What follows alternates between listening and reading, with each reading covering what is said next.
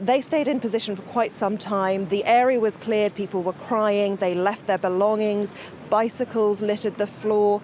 I even saw somebody's shoe left behind. That was the scale of the panic. No one was even going to stop to try to get their shoe back on. People ran into nearby shops where the shutters were then brought down, into nearby hotels. This was a full-scale panic, and it isn't surprising. We're less than 48 hours on from when all of this began. Those deadly attacks targeting people in public places. And of course, everyone knows that the rallying point here in Paris at the moment is the Place de la République. There were definitely well over 1,000, maybe even 2,000 people gathered here, all in defiance, saying that they were going to stand tall. One gentleman stopped randomly and just said to me, "The Republic is on its feet. We're injured, but we're on our feet." So that's the attitude of people here in Paris. But that defiance gave way to fear very, very swiftly indeed. Now, you can see that there are still some people gathered here. Some have returned. Maybe some have arrived later and don't even realise that there was such a full-scale panic here. But we'll wait and see whether or not the scale of the crowds return, because it really felt as though this was a moment where people were very much in danger here in the French capital tonight.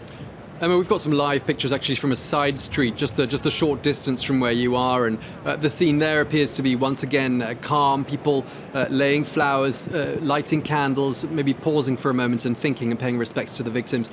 That was presumably the scene around the main statue in Place de la République before that moment of panic broke out.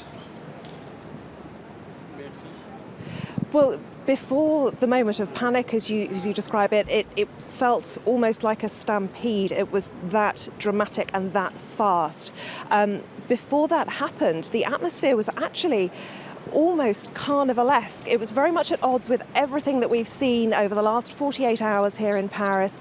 This wasn't a group of people mourning. This was a group of people celebrating the fact that they were standing up to terrorists and saying, "We are free to do what we want." There were people singing, spontaneous songs breaking out, the Marseillaise, of course, but also songs like "Come Together," "Stand By Me," all songs with meaning for these people who wanted to say, "We are here to stand up to the terrorists, not to give way to them." There were even people standing around carrying placards saying "Câlin offert," free hugs, just hugging people, and people were actually dissolving into tears as they had that sort of human contact with a stranger.